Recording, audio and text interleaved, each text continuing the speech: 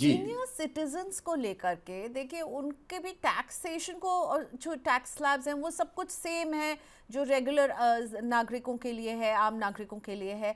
वहाँ पर कुछ भी टिंकरिंग सरकार नहीं कर रही है। एक ज़माने में तो महिलाओं के लिए भी अलग से टैक्स छूट मिलती थी, अब हमारे जैसी महिलाओं को भी वो टैक्स छूट नहीं मिल रही। सीनियर सिटीजन, महिलाएं, आम नागरिक, सबको टैक्स में एक जगह पर लाकर खड़ा कर दिया। भाई ये है आपका बेसिक एग्जाम स्लैब, ये है।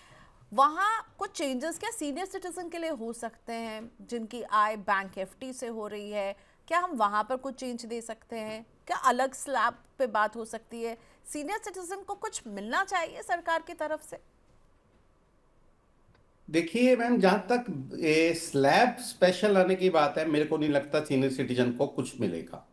लेकिन एक एरिया है जहां पर मेरे को लगता है कि सीनियर सिटीजन को प्रोटेक्ट किया जा रहा है, किया जाना चाहिए। वो हेल्थ इंश्योरेंस या उनके इलाज पर होने वाला खर्चा। दो जगह सरकारों ने राहत दे सकती है कि अगर किसी सीनियर सिटीजन को या सुपर सीनियर सिटीजन को, भगवान ना करे, कोई भारी खर्चा करना पड़ता है इलाज पर, चाहे उसने इंश्योरेंस नहीं भी लिया हुआ, क्योंकि ओल्ड एज पर्सन को इंश्योरेंस नहीं मिलता है। तो ऐसे में सरकार क्या कर सकती है कि हेल्थ इंश्योरेंस नहीं है लेकिन मैंने हेल्थ के ऊपर कुछ पैसा खर्च किया, प्रिवेंटिव हेल्थ चेकअप के ऊपर, या मेरी कोई मेजर ट्रीटमेंट हुई है उसके ऊपर, और मैं सीनियर सिटीजन हूं, तो उस पर जो मेरा खर्चा हुआ है कम से कम उस पर तो करना ले। जो पैसा मेरी बीमारी पे लग गया उस पर तो खर्च ना करे। तो बुजुर्गों को अगर मेरे को वाकया में सही सम्मान देना है, मोदी जी हमेशा कहते हैं कि मेरी सरकार बुजुर्गों के लिए, महिलाओं के लिए प्रतिबद्ध है, दृढ़बद्ध है और कार्य कर रही है। तो अगर वो कार्य करना चाहते हैं तो मेरा सुझाव सरकार को कि उनकी हेल्थ ट्रीटमेंट के लिए, उनके प्रिवेंटिव चेकअप के लिए जो पैसा खर्च होता है उसकी छूट उसे दे दें। ब्याज की छूट दे ना दे कोई महत्व नहीं रखती।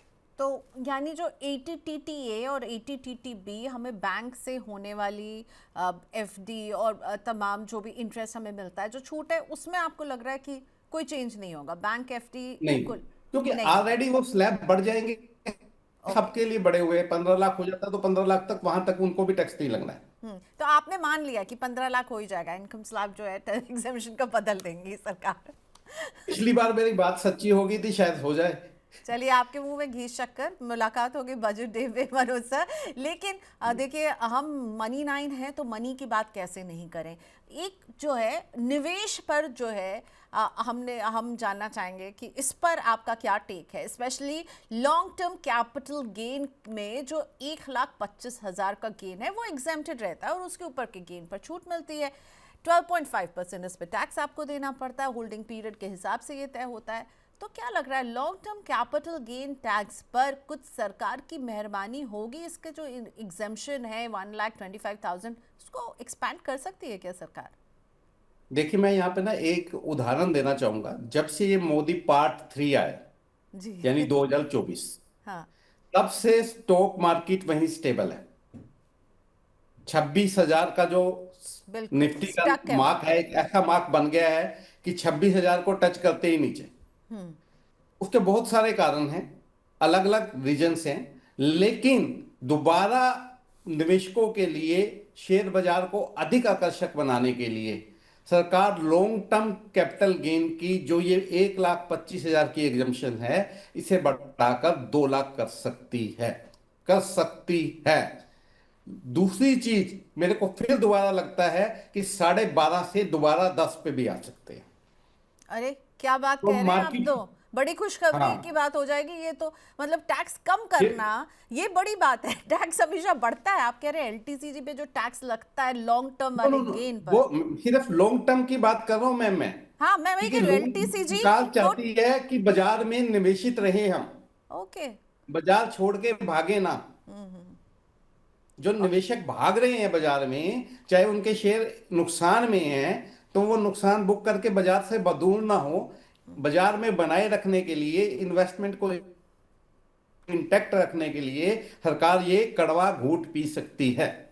ओके, तो ये एक अच्छी बात हो सकती है कि हम, हो सकता है कि कैपिटल गेन्स पर लगने वाले टैक्स के रेट को कम देख सकते हैं।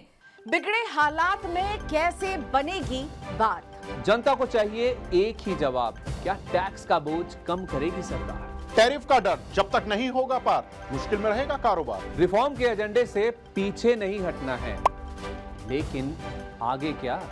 सबका मिलेगा जवाब जब 1 फरवरी को पेश होगा देश का बजट।